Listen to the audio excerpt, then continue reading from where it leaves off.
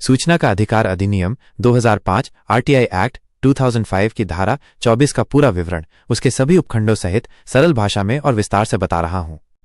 धारा 24 सुरक्षा और खुफिया संगठनों पर अधिनियम का प्रयोग न होना। यह धारा कहती है कि कुछ गुप्तचर और सुरक्षा संगठनों पर आरटीआई एक्ट लागू नहीं होगा सिवाय कुछ विशेष परिस्थितियों के। धारा 24 एक मुख्य प्रावधान।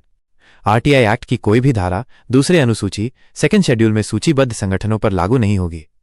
दूसरा, अनुसूची में केंद्र सरकार द्वारा अधिसूचित सुरक्षा और खुफिया एजेंसियों के नाम दर्ज होते हैं। इन एजेंसियों को आरटीआई के दायरे से बाहर रखा गया है, लेकिन यदि इन एजेंसियों से संबंधित कोई सूचना भ्रष्टाचार, करप्शन या मानव अधिकार उल्लंघन ह्यूमन राइट्स वायलेशन से जुड़ी है तो आरटीआई द्वारा वो सूचना मांगी जा सकती है। धारा 24 दो अधिकार। केंद्र सरकार को अधिकार है कि वो अधिसूचना नोटिफिकेशन जारी कर किसी नए संगठन को दूसरे अनुसूची में जोड़ सकती है या पहले से सूचीबद्ध किसी संगठन को हटा सकती है। धारा 24 तीन राज्यों के लिए प्रावधान। राज्य सरकार भी अपने राज्य के गुप्तचर और सुरक्षा संगठनों के लिए इसी तरह का प्रावधान कर सकती है और उन्हें आरटीआई एक्ट से बाहर रख सकती है। यहां भी वही अपवाद लागू होगा, भ्रष्टाचार और मानव अधिकार उल्लंघन से जुड़ी सूचना मांगी जा सकती है।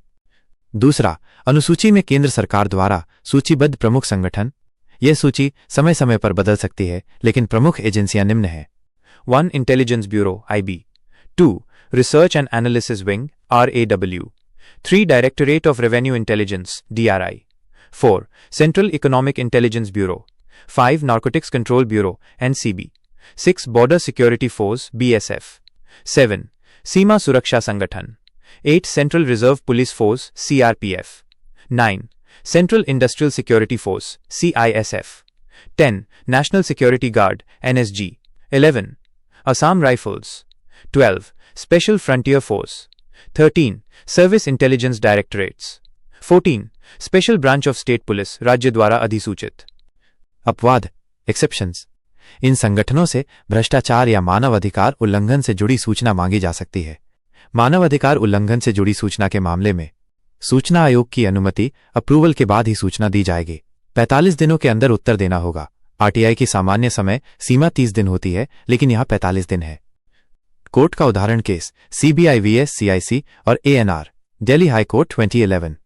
CBI को सेकंड शेड्यूल में शामिल करने के बाद CBI से सामान्य आरटीआई सूचनाएं नहीं मिल सकती, लेकिन यदि मामला भ्रष्टाचार या मानव अधिकार उल्लंघन का है तो आरटीआई के तहत सूचना उपलब्ध करानी होगी। अगर जानकारी अच्छी लगी हो तो कृपया YouTube चैनल RTI ऑनलाइन को सब्सक्राइब करें। धन्यवाद दोस्तों।